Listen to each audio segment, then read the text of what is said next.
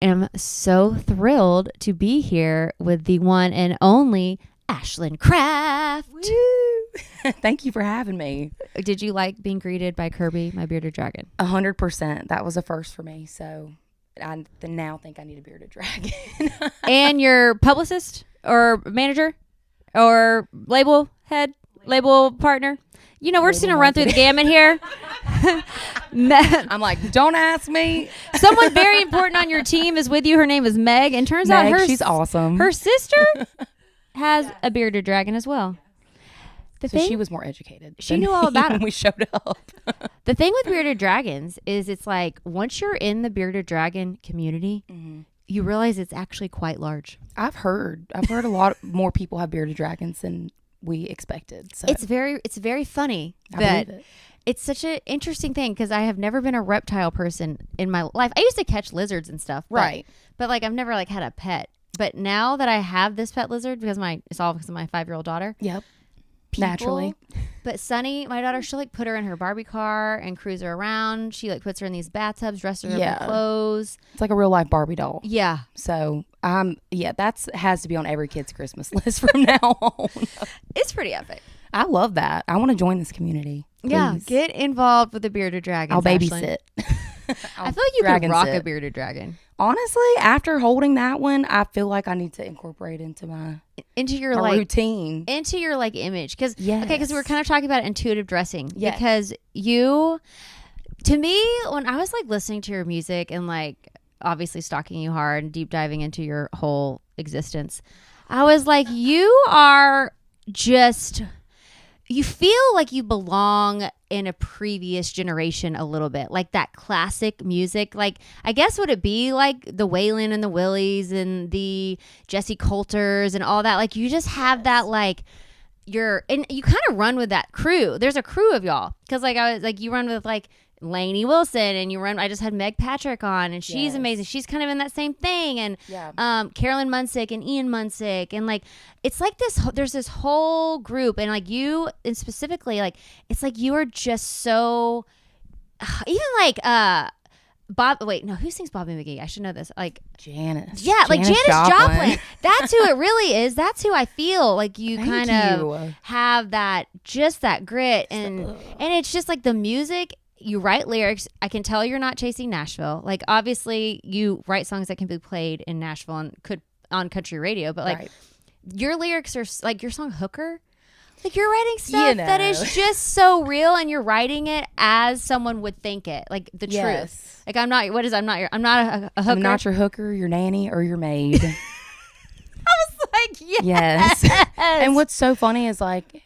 Even though I feel like that was Nashville, like in the 90s, it was so comical and so almost like just straight at how people would say it in the country. So yeah, it's funny how it's kind of changed back from that now. But I love like the 90s and even the 80s country and the early 2000s. So very much feel like I would have loved like being in the times in the music industry back then as well for the music like that, you know. And your style too, like the way you were dressed today. It's like this is such a artwork. Like it is like your whole style, like from your earrings to all of your cool jewelry to this awesome vintage jacket piece that you found. Thank you so much. How do you dress? Do you just go in your closet and like feel your way through? I mean, honestly, there's never a method to the madness. It's genuinely wake up, like what vibe am I feeling today almost, and I kind of like pick a base piece, which today it was the overalls. Okay, so you start with like a base piece. Yes, and usually I try to do like a one piece situation, like a jumpsuit romper, which it doesn't always happen. But why one piece? Oh, it's easy.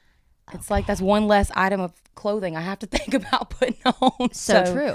Yeah. So like today was overalls, and I'm gonna keep this right there. Oh, I'm sorry. It's okay. No, I'm such a sideways mic holder. Listen, I love it. It's like it's part of your. I know. I'm acting like I'm singing right now.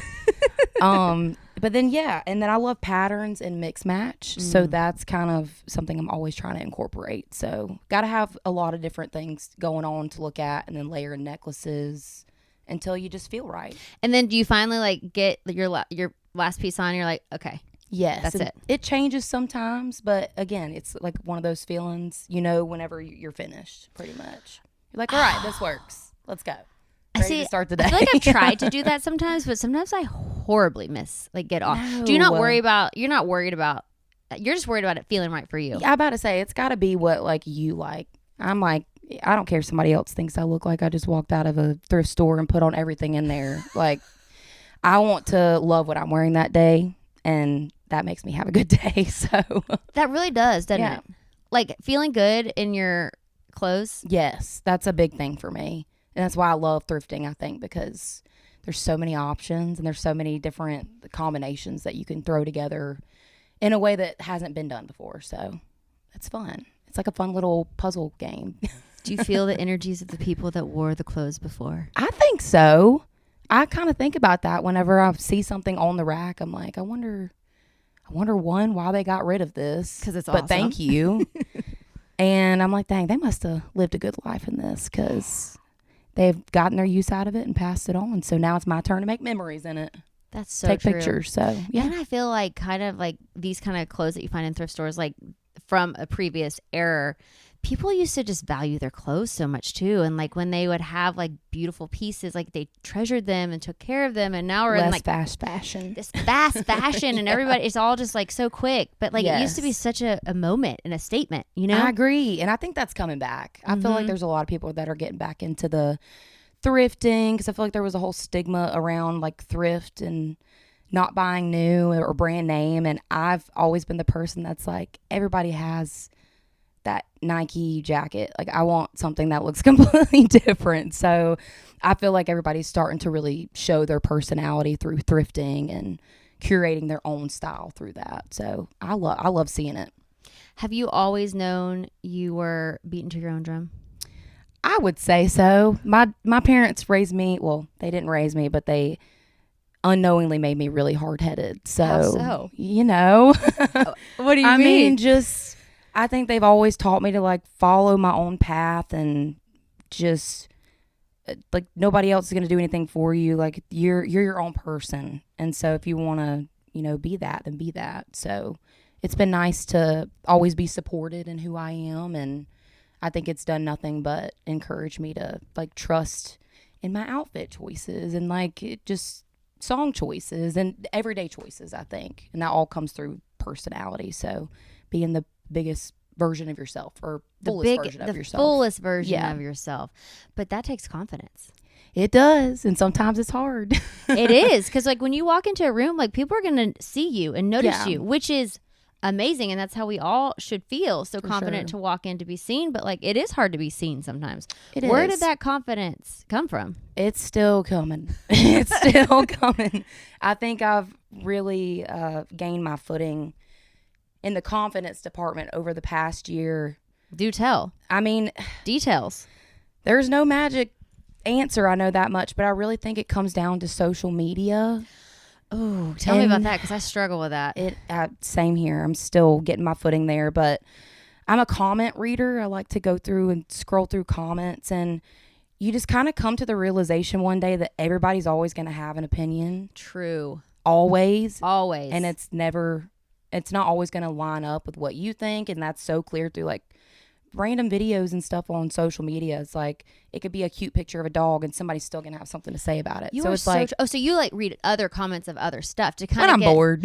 You know what though, I get that too because I feel like I do that sometimes too. Like if someone will put a post up that maybe I think is like a bold awesome post, but then you go look at it and you're like, oh, haters are gonna hate. And even if it's a post like you don't really care about, or you just click on the comments and you still see that there's gonna be back and forth no matter what. And I think that just tells me, I'm like, well, again, people are always going to have stuff to say no matter who you are, what you wear, what you look like, what you do. So screw it. I'm just going to do what I like. Amen to that. So I am 41 and I feel like that's mind blowing to me. You are not 41. Well, I mean, I don't feel it in my head one bit, but I feel like I'm just now coming into the spot where I feel confident to just know that like this is who I am, this is what I love, this is what I'm here to do, and you don't have to like it or agree with it, right? But that's a hard place to get to. It is. And especially as an artist, and we all come from different backgrounds and different ways of thinking in life, And sometimes you kind of have to like unlearn things. What have you had to unlearn? I mean, definitely the thought that like everybody's not going to like you. Did you grow up in a pretty good environment, like a pretty loved environment? Like, yeah, I mean, my parents were great. We definitely had our qualms. And I think it definitely took a lot for us to start seeing eye to eye. But like you and your parents? Regardless of that, yeah. And it never, it's always just teenage things. Like, where were you bucking the system with your parents? Well, I think it didn't help that I always knew I wanted to do music, so I didn't really like love school. And I was never a school skipper or anything. I still very much was a rule follower. And I think that's where a lot of the headbutting came in, is like I felt like I was a good kid. And so I'm like, just give me a chance. Let me do some fun stuff. But I respect the way my parents raised me. I'm thankful. I think it made me appreciate a lot of things in life as an adult. Did they want you to have like discipline and like? Yes. And it was like discipline, treating others how you would want to be treated. Like just the true things that I felt like everybody should be raised with. And again, we butted heads like as when I was a teenager, as most people do with their parents, but now we have like the best relationship ever, and they've always been supportive of music, and they're like, if you want it, go get it, you know, like no matter what happens, you got to be all in. So I'm very thankful for their constant support all this time growing up.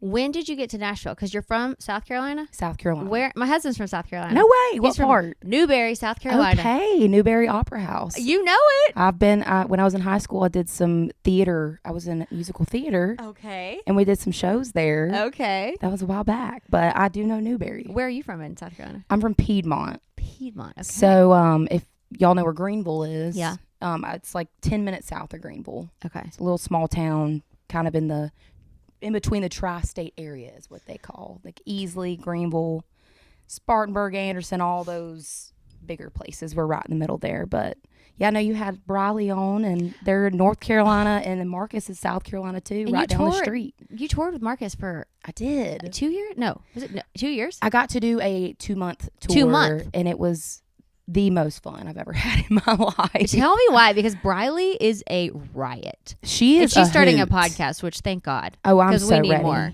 I saw a clip of her not long ago, like, and I'm please. just like, you're my spirit animal. I mean, I just can't get enough. Like, let us unleash it on us, please. Yes, and she reminds me so much of home, or just, you know, people from at least around that area. Both of them do, but that tour with them.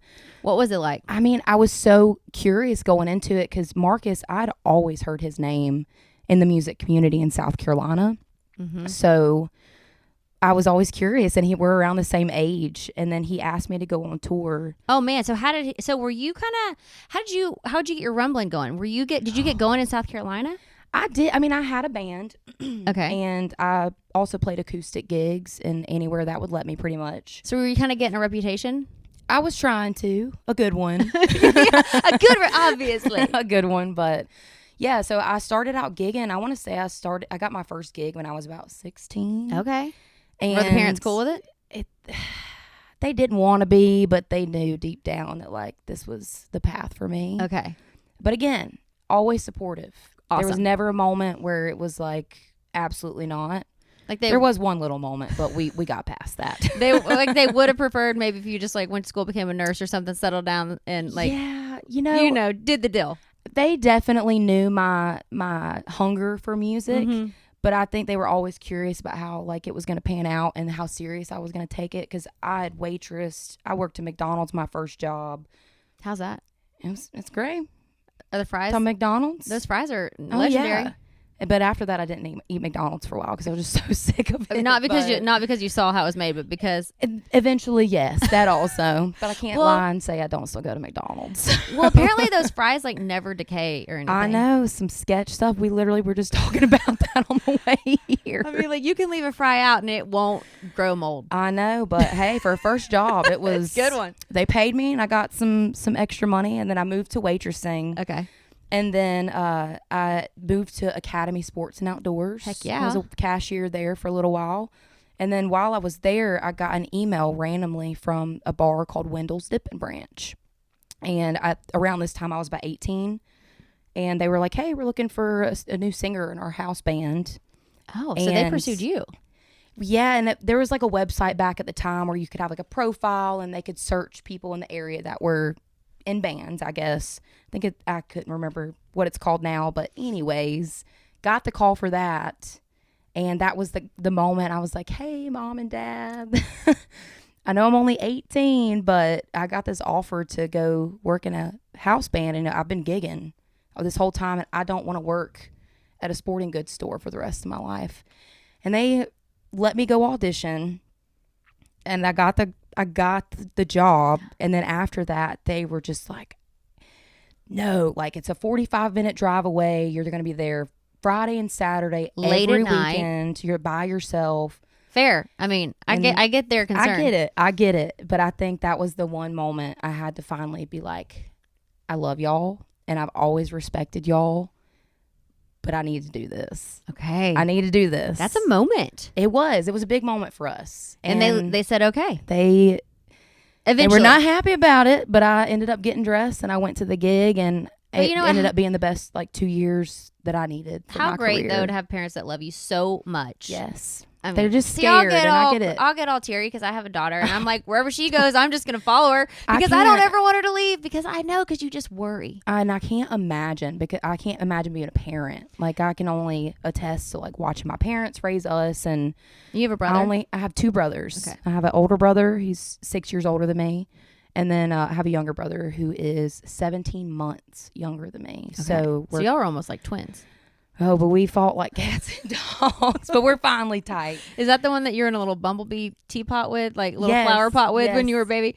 That is my little brother. Pretty dang cute. He's a turd, but I love him.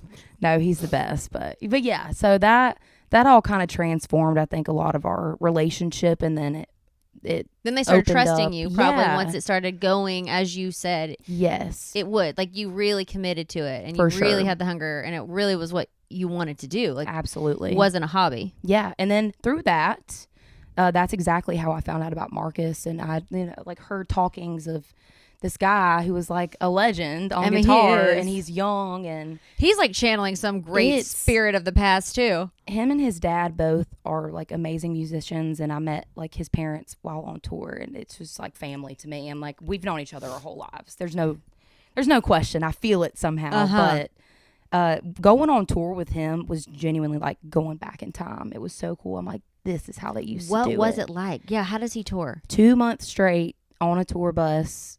Were you on his tour bus? I was with his band and crew, which was so much fun. Just oh my gosh. The most fun bunch of people, all of them. Marcus, Briley, everybody And in Briley their was crew. out there too? Yes. And watching her get up on stage. Girl can wail. I was like, I didn't know you could sing. Not just sing. Who are you? She can freaking wail. I know. And so Yeah. it just makes they make perfect sense together. And she was such a big cheerleader for me on tour. Marcus too was such a big cheerleader for me.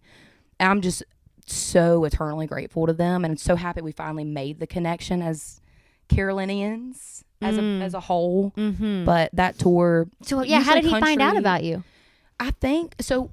We actually did our song on my record, Highway Like Me.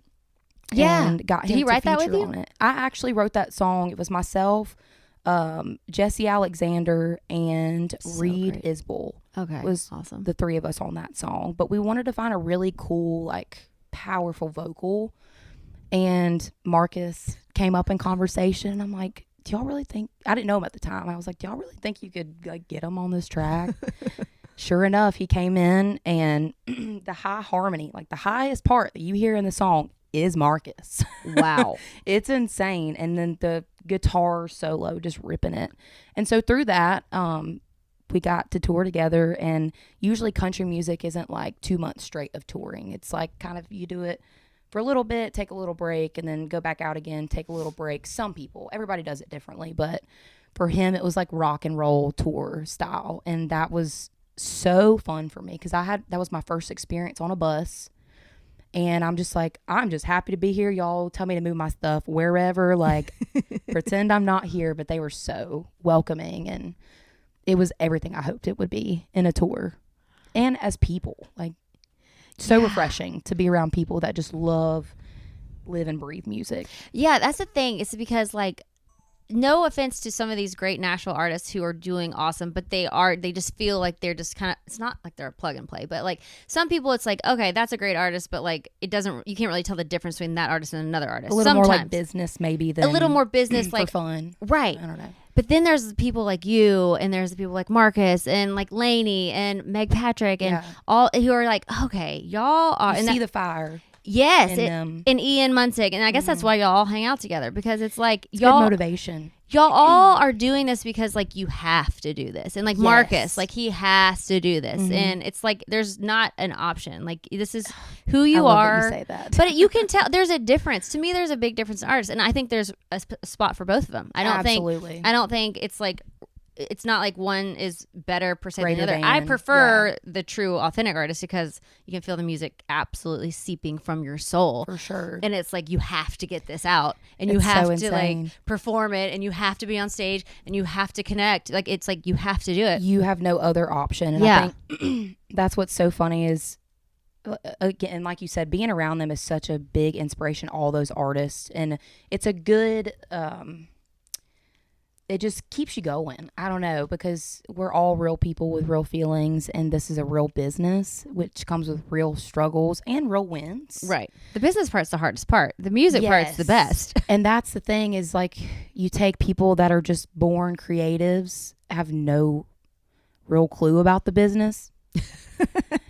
I was like, I'm not a businesswoman. I just want to sing. Like, I just want to sing. But the singing is like the easiest part. The business part is the tricky part. Just figuring out how to get that out there in a way that you feel best represents you, and figuring out the highs and the lows of it all. But again, it's like even on the days you're like, I cannot deal with this anymore.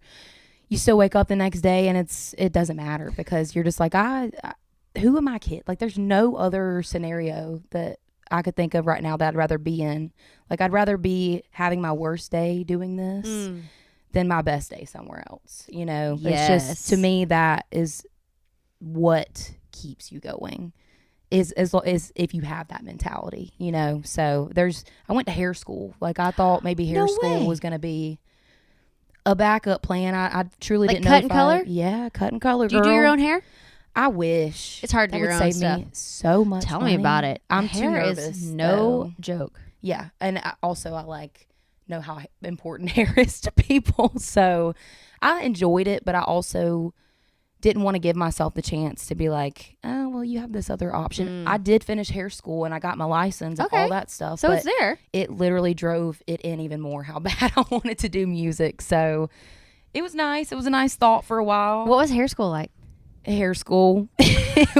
Were you like, I'm not supposed to be here? The entire time, all I could think about was, dang it, I could be doing music right now. But I made a lot of great friends through hair school, and some of them I still talk to this very day.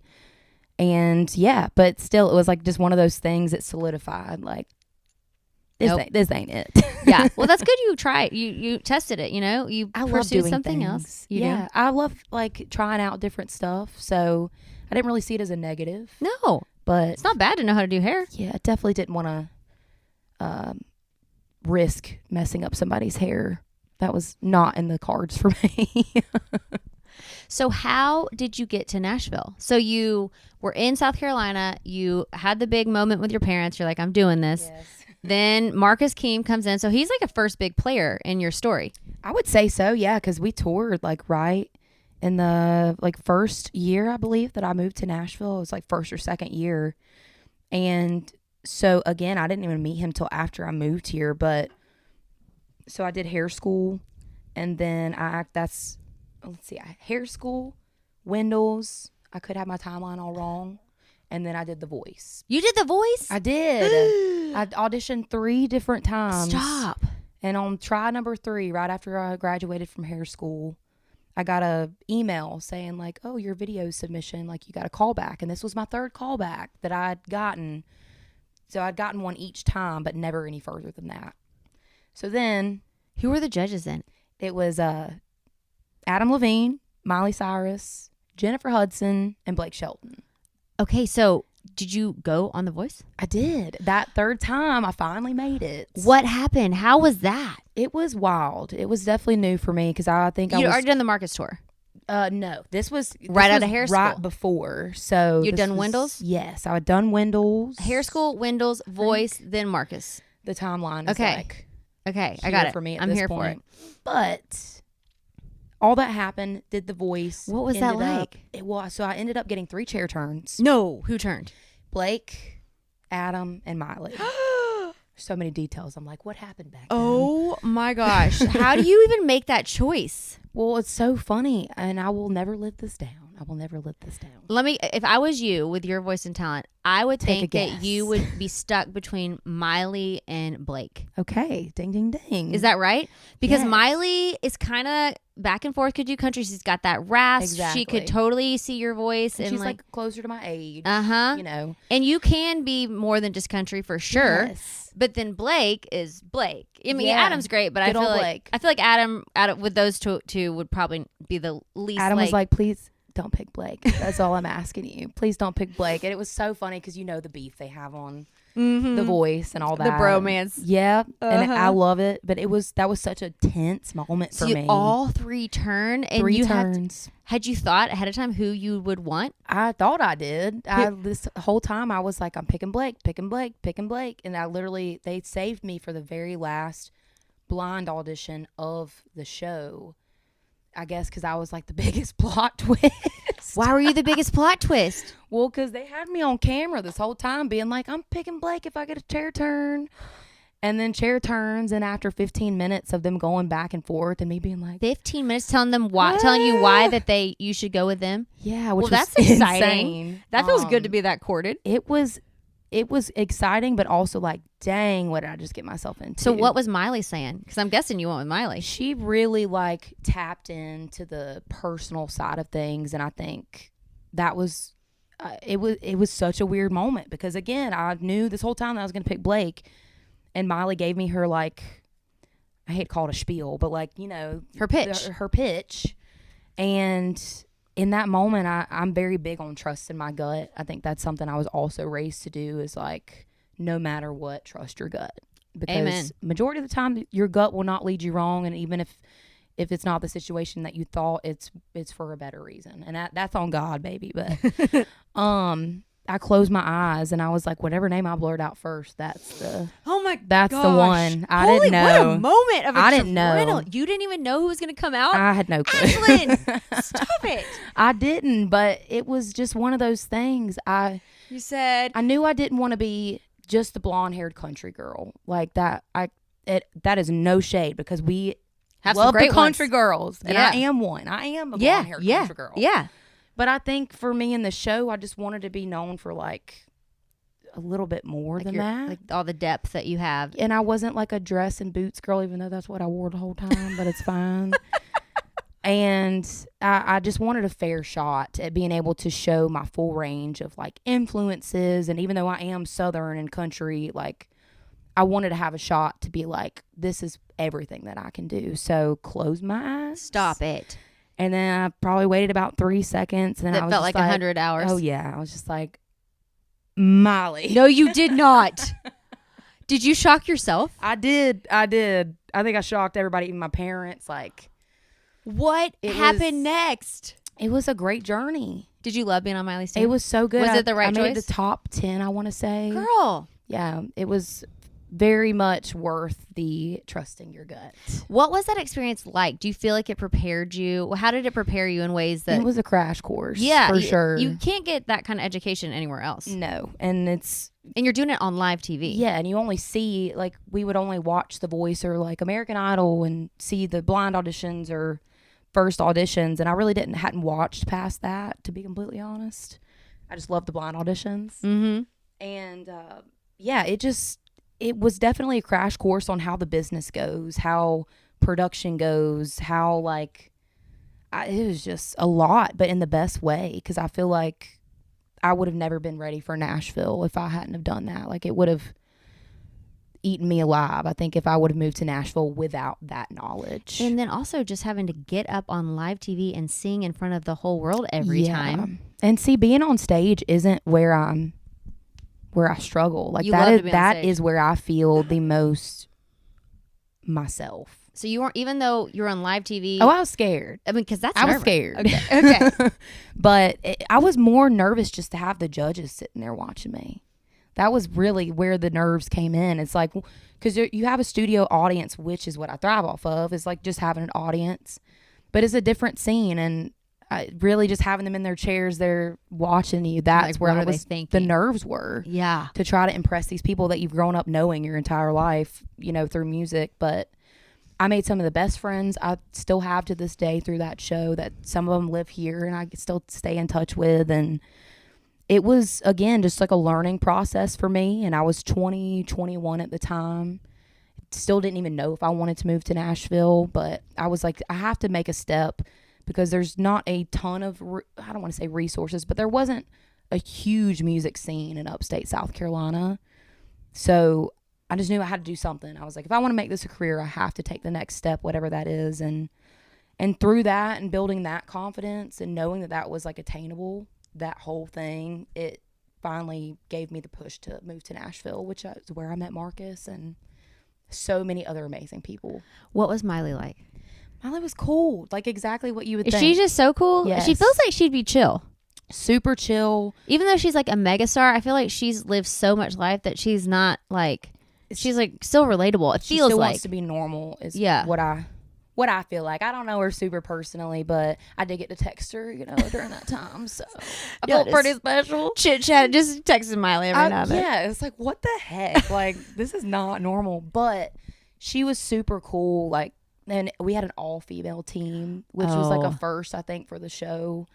And it was girl power. And she was just really good about listening to what we like, what our goals are, but then also figured out how to push the envelope just a little bit. And for me, that was like pushing my range. Okay, yeah. How did she push you vocally? Because like you came in more country, but obviously you have a lot of depth to explore. Where did she want you to go musically, or where did y'all collaborate to go musically? I think we clicked really well because we both loved, like, I come from country, but also like 80s rock, Christian music. Like, my parents had a very eclectic taste, and then country was just always what spoke to me and how I spoke. So it was always a mixture, and I felt like she had the same influences, like has the same type of approach with music. It's not just one category. It's totally influenced by everything. But yeah, I mean, there, like, I think back to when I think about Cheatin'. It's one of the songs I did on there. It's by Gretchen Wilson, and Gretchen Wilson can sing. She's got that high range, and so there was like the one high part that I was just dreading having to sing on stage. It was just out of my range, and she worked with me to like find the middle ground. It's like, even if you don't hit that note, we're gonna find something that still like shows off your voice and pushes you just a little bit. Because when you hit a high note though, your rasp comes out though, but you can feel like it's like Scary. a waterfall of like depth of sound. It's so textured. Like you have such a texture in your voice. Thank you so much. It's gorgeous. And she really helped with that, I think, and she helped entertain like different styles of songs. And I did I Hate Myself for Loving You by Joan Jett. Like, that was another song that was in the mixture. Did Chicken Fried by Zach Brown Band. So she really helped, I believe, highlight and help me pick the songs that highlighted my overall musical influence range. I love that. Say. So it was a great experience for you. I would say so. And it was fun to like get to play dress up. And there was an outfit like she designed for me in the Chicken Fried performance. You can go and see on YouTube. It's like red, white, and blue fringe. Cool. On like a all denim outfit. It was so fun to know that like she had a hand in designing that. So it's just little things like that you look back on and you're like, I would have never had the chance to do that anywhere else. So just the experience as a whole, it was a lot all at one time, but it was the best crash course into music. How did you mentally stay sane? My friends that I made there. Really? Yeah, because they keep you like kind of secluded from the outside world. I don't know how much I can actually say about this. I'm assuming my NDA is expired by now. It's been almost 10 years. That's weird. Yeah. But but yeah, like they keep you pretty secluded throughout the entire time. Like Yeah. you're in a hotel. That was my first time ever living by myself, being without my parents. Oh my gosh. But it was like freedom. Oh my goodness. It was so good. the most fun way to be without your parents on a awesome reality show singing Yeah. with like incredible celebrities that you love. It was like the first real step into adulthood. So What a step. It was the time to figure out like how serious do you take this? Like how do you not let it like slip by? Like how do you get to take full advantage of this opportunity, I guess is what I'm trying to Yeah. say. So yeah, it was one of the best times of my life. There was one night we snuck out in LA. Oh. It was You great. weren't allowed So to I do can that, finally were you? say that. Finally say Where'd it. y'all Yeah, go? we were not allowed to go anywhere. What'd but you do? It was like a night that a lot of our friends had gotten eliminated from the show, and they usually have like people that are walking around making sure, like knocking, checking to see if you're in your room. Like they don't walk in, but they asked You for you to rebel open the child. door. And I had never done it before, so it was so fun. And we all snuck down to this little bar down the street and had the best time. And then how'd they So- not catch you? I don't know. We got lucky. We got lucky. So it was just great. I finally felt like I got to That is again, freedom. step into adulthood and figure out what I wanted out of life. But what a fun time to be in your early 20s on a hit show of singing with some of the best singers in the world. It sounds like you clicked with some great people. Yes, for sure. You're finding yourself. You're finding your voice, literally.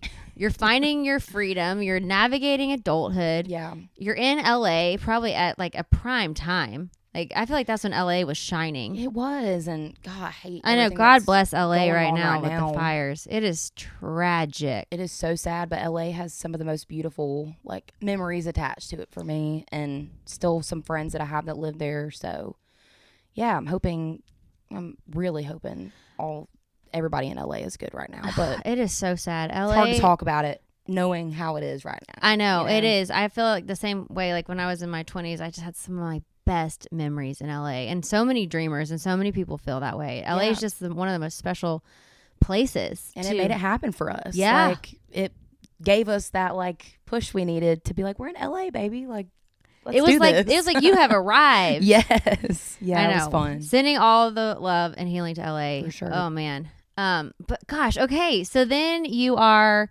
moving on, and you're like, okay, Yes. time for Nashville. Time for Nashville. Oh, you made it to top 10.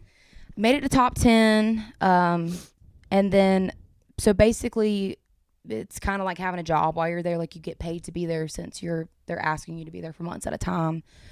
How many months? I mean, collectively, I want to say I was there from like February until September, I want to say. What? So February was kind of the start of like blind auditions off camera. So like that's even before anybody sees anything. That's And a then long reality it show. is. But I mean, it's in and out. You go for like a couple of weeks, come back home, go back for 2 weeks, come back home for 3 weeks, go back for 4 weeks. It was a lot. And my first time ever on a plane also. So, A lot first. well, I lied about that. I'd been on a plane before, but by myself. Okay. So did all that, made top 10. And then I actually like took a year off in between The Voice and moving to Nashville because I was just like, I've heard so many scary stories about Nashville and the music industry and like the business and how that can just kind of change your mindset on things. And knowing those things and being aware of those things, it was just kind of up in the air for me at that point. But I knew after that show, I was like, it's either go back to Piedmont, South Carolina, which I love Piedmont. It is home for me, and I love going back every time I do. But I just knew that like my soul could not rest without at least seeing what I could make of music. And I just loved it. I was like, it drives me every day.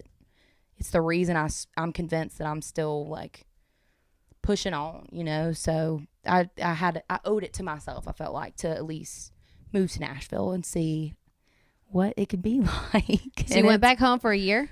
I went back home for about a year, I believe. And when you're so. there, you're like, okay, this is great. I recharged. I feel Yeah. like, so I did the Amazing Race a couple times. Fun. And it was a wild journey. Tell me about that. Well, I won't go into all the details here, but I mean, it took me months to come off. Like of readjust. it. Yes. Yeah. Like, and I don't know if you felt, again, it was only a month long process, but like, it was so intense, like, in like being in such an alternate universe Yeah. that it took me like to come down off of that it took me like a very long time to readjust. Did you feel that way? I think so. Do you feel like that's maybe why you needed to go home to kind of recalibrate, integrate what just happened into your system? I would say so, because it was weird, because like now I was already gigging back home before I did The Voice, and then you do it and you come back and it's like, oh, people are going to come to shows now. So would people come? Oh yeah. And it was so funny. You know, the whole like Famous in a Small Town by Miranda Lambert. It was like that moment for me. But it wasn't really downtime. It was like coming back full force, put a band together, started playing shows and gigging wherever my drummer could get us booked.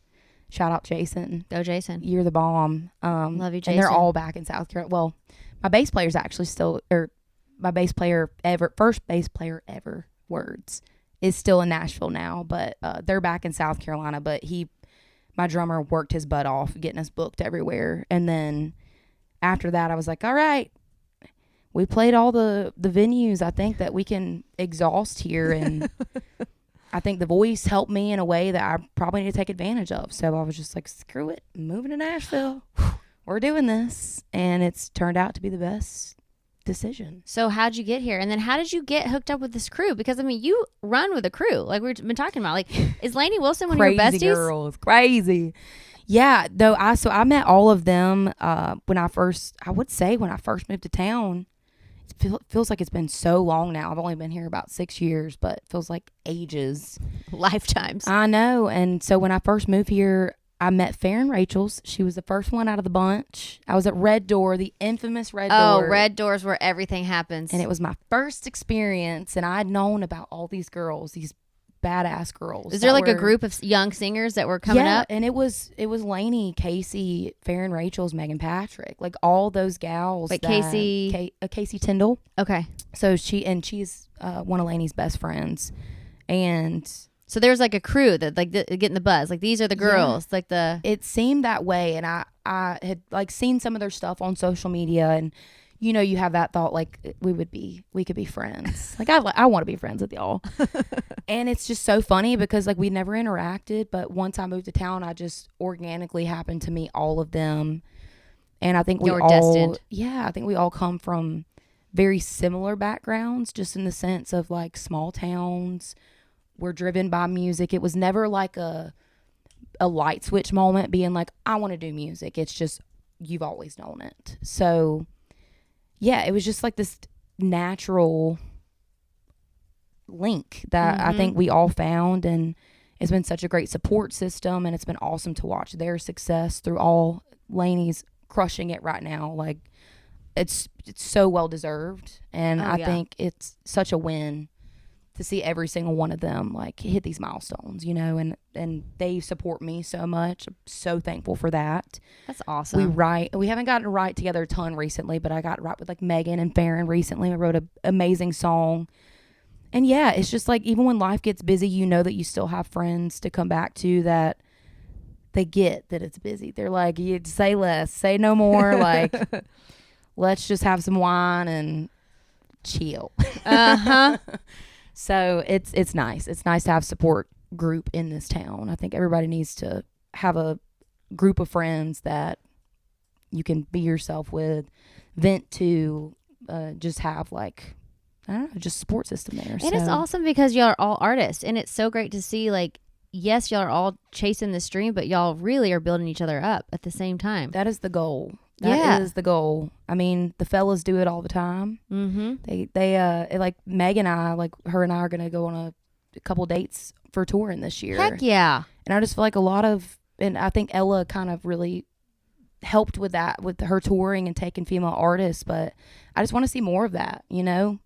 Girls and girls. Yeah. Like the guys are doing the buddy system, so why should we? Amen. And I just think there's so much good music out there. So much. That is not being discovered yet, and I'm excited to hopefully get people excited about that. Okay, so Traveling Kind. Yes. You put that album out. I did. Man. First album ever. Okay. How did that feel? It also is Morning Person on Traveling Kind? Morning Person is my like latest kind of transition into a new phase. Okay, so let's talk about both because you wrote that with Tranny Anderson, who is I from did. Waco, Texas, where I'm from. Okay, so I've did y'all known her each my other before? whole life. Okay, well that's cool. Yes. I love her. She's having her moment too. Like she is. When she moved to town, she was like, I think I want to do the songwriting thing. Yeah. And she always knew it was like what God put on her heart, and she just freaking followed it. She hustled her ass off, and she's so great. And I feel like it's just like the same kind of vibe as like you and all this crew. It's like, man, these women are awesome, and it was like put on your soul to do this, and to see everyone coming together and making music and living their dreams and killing it Tranny, like you said, she is such a phenomenal like musician, writer, everything. And I actually have written a couple of songs with her for this next project. Morning Person being one of them. Morning Person being one of them. Which I love that song. And then we also wrote a song recently. It was Tranny, myself, and Marla Cannon Goodman, I believe is what she goes by. It's called Wasn't the Chevy. And it's just, Tranny has such a way, and Marla, of tapping into emotions and saying the right things at the right times. And so writing with her is always such a treat. And I'm so, again, just like happy to see every single one of their successes finally coming to light. Like, it's so well deserved. So cool. Okay, so tell me about Traveling Kind, your first full-length album. Yes, Traveling Kind was my like first stamp, I like to say, on country music. It was the first record I ever put out. It's got, I believe, 11 songs on there, and it kind of came about without even really trying. I feel like we weren't really like shooting to release a record necessarily. It just wanted to be released. It wanted to be made. Yeah, and I knew I had to find some way to like brand myself. And I'm like, well, this is me. I am the traveling kind. She is me. All you do is travel. You're never home. And do you like that? I love it. I mean, I definitely miss my dog all the time and sleeping in my bed sometimes. But it's just one of those things. Without it, you wouldn't get to meet the people you do and have the experience, make the connections that you do with these songs, which is exactly what I wanted to do. So it only felt right that Traveling Kind was the name of the album. And I think all the other songs just kind of fell in line after that, because it's so weird. After the day that I day that I wrote Traveling Kind, I was like, this is the album title. This makes sense for me. So it all just came together after that, and that's how you know it's right. I wouldn't change a single thing about it. It was like perfect. It's like how when you get your outfit on, when you finally put the last thing, you're like, complete. That's like the perfect example. Yeah. Perfect example. You're like, it is complete. Yes. This is how this project is supposed to be. This is how I want to be summarized. You know, like, I'm okay with this. I love it. And so that was my first real attempt at putting out a project, I guess. Like, I'd released singles before Traveling Kind, but I was still just finding my sound. And I guess when I say finding my sound, like just trying to find the right way to communicate that sound, you know. And I was very new and still meeting people and trying to figure out how all this worked. But again, it ended up lining up exactly how I would have ever hoped for it to line up. And I've had so much great response from that first record. You know, it didn't get any radio play, which is completely fine. But I think it was just like so special to know that so many people, aside from hearing it on radio, like, it was just, they found that music and they connected.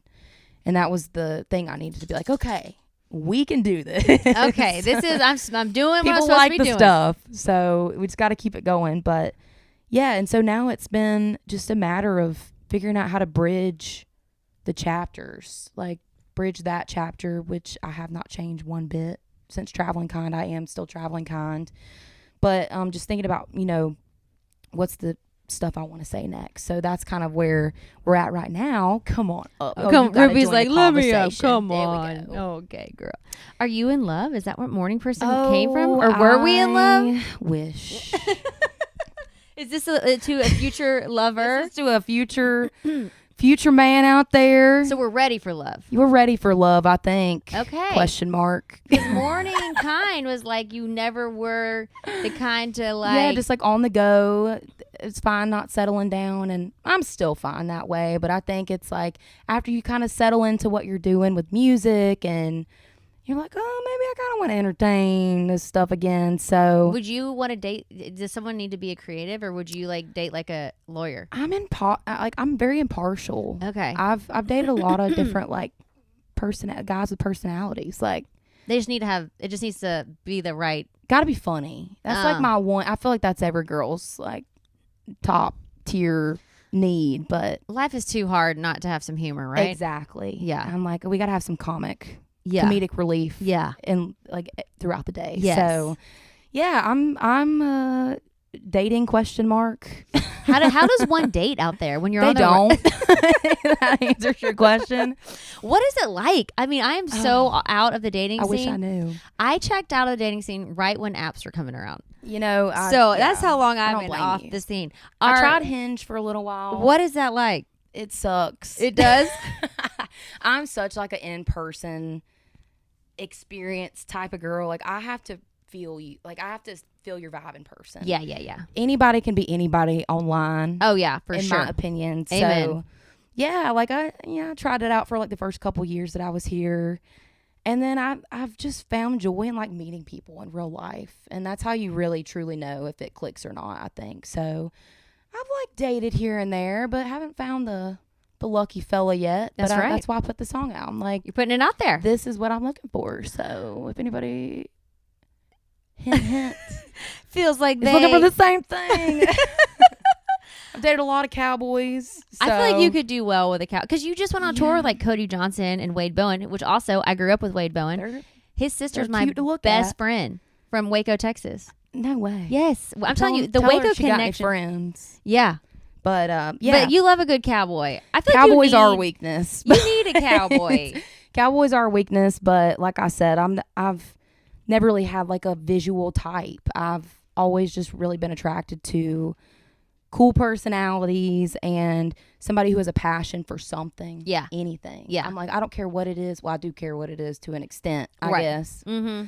But it's got to be, G-rated passions. But Yeah. You don't want like an Some OnlyFans or Feet craziness. Finder. Although Yeah. apparently, if someone can teach me how to make money on Feet Finder, I would sign up for that. apparently that's where the cash is at Can you now, find but out and let's put our feet up there? I will do some scouting for us. I'm like, Maybe that's the key. I think if that's what it takes, Yes. I'll do that kind of. Yeah, but I've just been like going with the flow. I don't know. I'm not, I would say actively trying to date, but I always love when stuff just kind of falls into place or organically happens. So my main priority has always been music. I love music, and I know it's a hard thing to kind of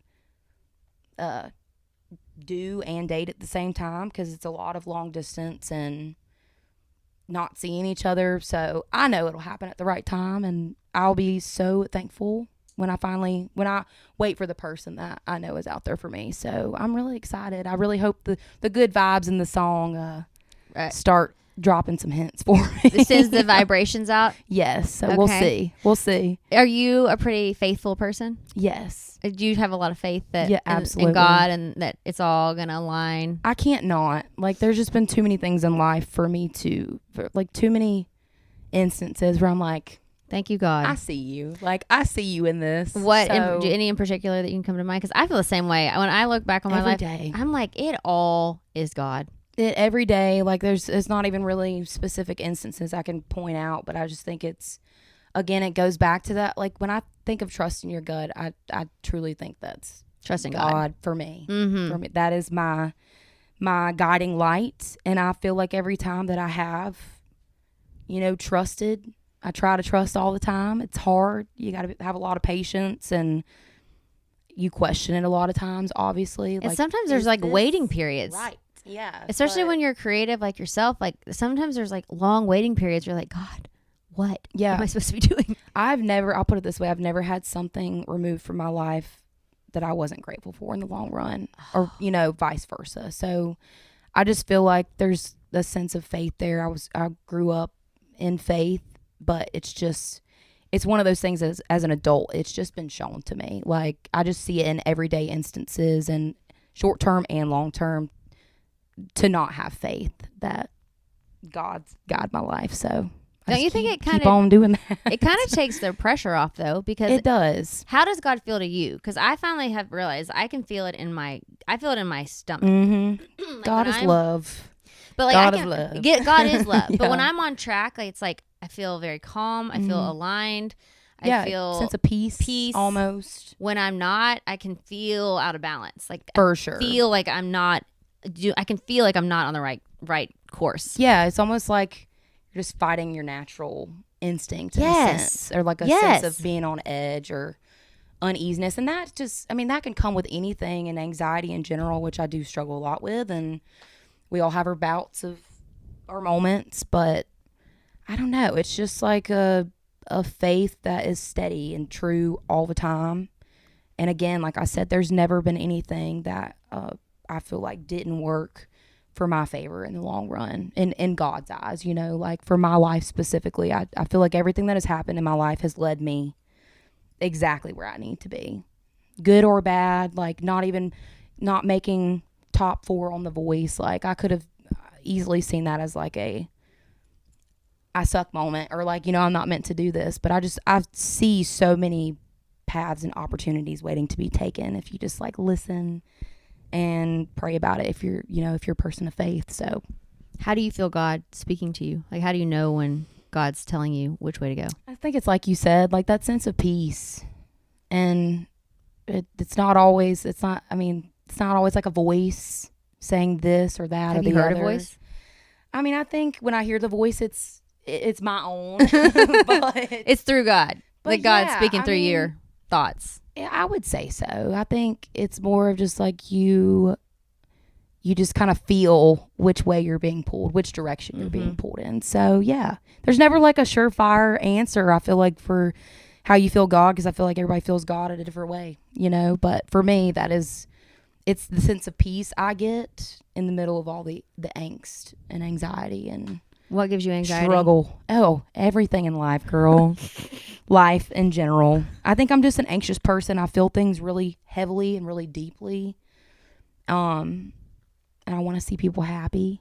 I want to be happy. So, yeah, I don't know. I think just feeling things super deep, like it creates some emotional challenges. But yeah, I don't know. I wouldn't have it any other way, because I think that's what makes musicians and creatives like great at what they do, is feeling things to the core. When you think about your music, like what is music to you? Like when you're writing and singing, like what is happening in you? Like what is coming through you when you're putting it out there? How do you feel about it? If you were going to describe it in 3 words, or not even 3 words, if you were just going to describe the experience for you and like what's happening when you're making music and singing, what's happening? What's the experience? Well, with making music, I think with writing, I'm still so new to it. I consider myself new to it. Like I've been doing it for 6 years officially, I guess, but I think it's just like, I hate to keep relating it back to the clothes thing, but it's like everybody has their own way of writing, and you know how you would or wouldn't say things in real life.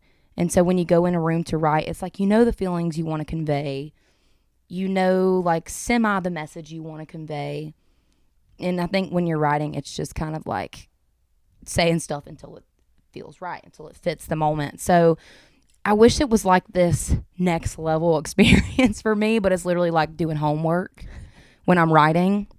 But when I'm singing, it just feels so, I feel more like a normal person and a human being on stage and singing than I do in like everyday life. There's just such a natural comfortability that comes for me when being on stage that doesn't happen for me in That's real life. wild, because it's scary to be on stage. It is, but it's like the one place where I guess I've always felt like fully accepted, maybe is what it is. And so in everyday life, you're just kind of floating around, like meeting new people and new experiences and new things. And there's such an uncertainty. So it's so funny to me that the most I feel myself is when I'm in front of a bunch of people. That's amazing. But I think it's just for the sake of knowing that I'm there to connect with people and hopefully find a moment between me and somebody else that will allow us to continue to be each other's support and like, I don't know what to call it, like therapy, I guess. I love that. That's about all I see we're all it as. in this together. Yeah. We all got stuff we're struggling with every day. And my goal was like, if I can at least make you forget about it for the time being, make you dance, or make you sit in the feeling for a second, make you really feel it, to know that it's okay to feel that. Like, no matter what the feeling is, I just want to, as long as it connects, that's all I care about. Okay, and you have a new song, Right Damn Now, out. I do. And then also Lie a Little. Yes. Okay. Coming out soon. Okay, these are freaking awesome. So this is all part of the new project? Tell us about the new project coming. New project. I'm so pumped about this. We have been, over the past like almost I don't even know, a year now maybe, been working on some new songs. And again, it's been about like bridging that those chapters of Traveling Kind in this next chapter. And so Right Damn Now, that was my latest single.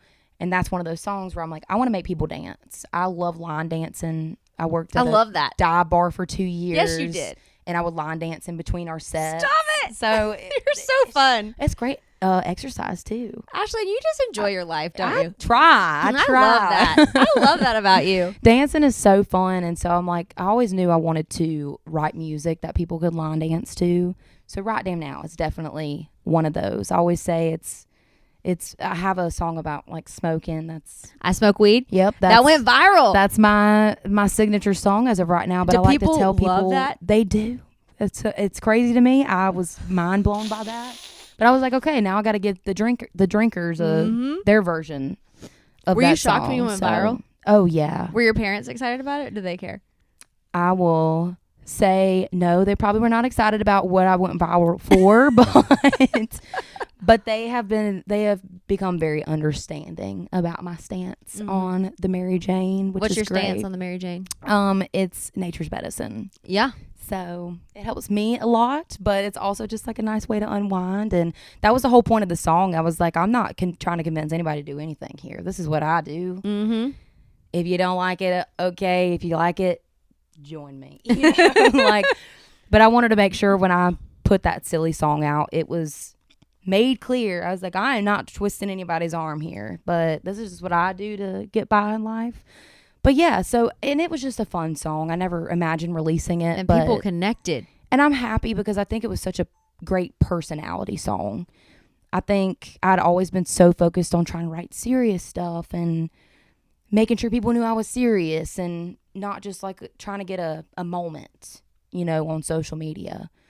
So I always said I wasn't going to release that song, and then I finally did, and I think it showed people the other side of my personality that's like not so serious, and it's a little more laid back than maybe what you would think when you hear some of my songs. So I'm glad that happened, and I think it opened the door for like this hooker song. And hooker's so fun. I think it allowed room for those songs, and then Right Damn Now, it's so not a serious song, and it's about having fun on a Friday, Saturday night, whatever night it is. But yeah, that's just been my goal, was to make people feel good. I think for this next record, a lot of these songs are feel good, and the next single is Lie a Little, and which I love. Sassy. Yes, queen. And it cracks me up. That's actually a song I didn't write on, but I loved it so much in the day and age of like ghosting, and relationships. People can't even tell you like, sorry, I'm just too busy right now. It's just like, they just disappeared. Oof. And so I heard this song and I was like, you know what? That's actually a really funny way of being like, dang, give me something. Like, if you're going to dip out on me, just like lie to me, A little. Make up something. That'll make me feel better about myself. It's another one of those songs I thought was super funny and lighthearted, but also sassy and very like Shania Twain-esque.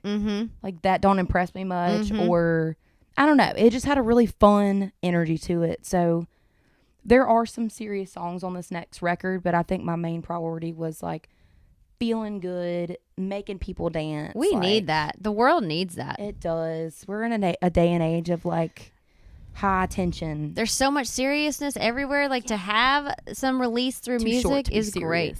Life's too short. So I feel you. I'm hoping there's a great balance on this next record of serious versus playful, and I think so. I've really enjoyed making these songs. I've gotten to produce these with like two of my greatest friends in the whole world. Who are those? Lee Starr, who's actually, I Smoke Weed with him. Nice. And another fella, and then Jess Gromit, who's the other producer. Another song on the record, I first met him through writing that song with So I him. Smoke Weed has really been a catapult here. Yeah, it is. It's crazily enough been a connecting point. I mean, for you're many probably going to different get on things. tour with Willie Nelson soon. You know what? That would be awesome. I would love nothing more. Oh, I was listening to Willie Nelson and Lucas Nelson before you came. They're so good. They're so good. I love Lucas too. He's like a fresh take on Oh man, on the Nelsons. he's his own thing. He like is. you can feel Willie through and through, but it is like he is his own thing. He's Lucas. Uh-huh. Yeah, you can most definitely feel that. But Willie is such an inspiration. Man. So to have somebody that up close and personal to him, carrying the torch is nice. That is. But yeah, so I'm just focused on the good vibes, good energy, and then just touring. I think I haven't got to do a headlining tour yet. So that is my goal for this year, is to finally do my first headlining tour. Okay. We're overdue for that. Heck yeah. So I'm going to be playing some stuff from Traveling Kind, and then obviously all the new stuff from the record. So would When's love the for everybody record? to come see. When's the record coming out? Record is coming out May 16th. I believe Okay. it's about when we're projecting to release. Okay, So soon-ish. fingers crossed. Yeah. This was all very like hit the ground running with this record, and I've been so grateful to my label because it's not had to be a guessing game. I think there's been such awesome talks about music and what we all want to see out of this project and what our goals are out of this project, and they're so creative and so good at what they do and good like so great at amplifying things, and I've just never felt so supported in my career up Heck until yeah. this point. So I'm just all around grateful and excited to see where this like new chapter takes us. I'm pumped. I'm pumped for you, Ashland. Thank you. You're so cool and awesome. Stop. You Thank are. you. And your Make journey, me blush. but your journey is so divinely inspired from the start. And I just feel like when you have that conviction in you to chase a dream like this and the way you've done it, Yeah, it's going to keep unfolding in such a beautiful way because this is your destiny. 100%. There's no like end goal necessarily Yeah. in mind. It's just to be happy doing what I'm doing. Hopefully I love inspire that. other people to do something that they maybe didn't think was possible. Like nothing is out of reach these days, in Yeah. my opinion. So I just would love to see people find what makes them tick, what makes them be happy.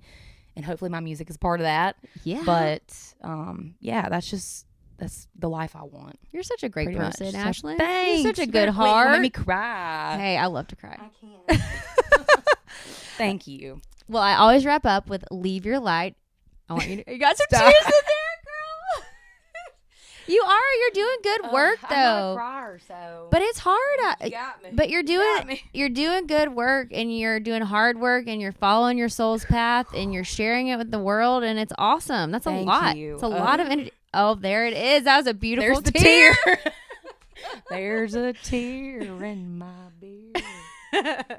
All right. How are we wrapping this thing up? I Before you always make me bawl on Okay, camera? good. I love a good cry session. I always leave with leave your light, and it's open ended, and it's basically what kind of inspiration do you want to leave with people? What do you want them to know? Ooh, you're gonna make me cry again. Just let them out. Let them flow. What inspiration do I want to leave with people? It's really probably a combination of the things that I've said, like trust you and your instincts and your gut. Chase the things that make you happy. And know that like the person that you are is enough. And it like always will be. So here we go again. I've been making my daughter do affirmations at night, and one of them is I am enough. Yeah. I am whole. I am like, it's so true. Just to know that you are enough. Yeah. In this industry and like day and age, I feel like with social media, there's so much doubt and opinions, but there's also like a beauty and there's a place for everybody. So, and I think people want relatability and like that should encourage you to not dim your light. It's So that's what I've been learning this past year. Hey, And how to cry more, apparently. it feels good, doesn't it? Yeah, it feels good. You don't cry very often? I not much these days in the best way. Like it's been so Oh, that's great, good. But But happy tears, they're always good. Yeah. Happy tears are always good, and it's always good for a little self-affirmation as well. You're doing a great job, And from Ashland. you as well. Well, now I'm hugging a pillow. Oh, man. We've turned this into a therapy session. I love you, Ashland. Ashland Craft, you're amazing. Okay. You're the best. So, new album coming out May 16th. Yes. On tour. And All the things. All the things. Yeah. And find you at Ashland Craft. Ashland Craft is me on every single thing. So would love for y'all to check out and come join the journey. Join the journey. It's going to be a fun one. It is a fun one. Hey, I love it so much. Thank you for coming on. You're the best. Thank You're you the so best. much for making me cry. My pleasure. Being the best. Bye.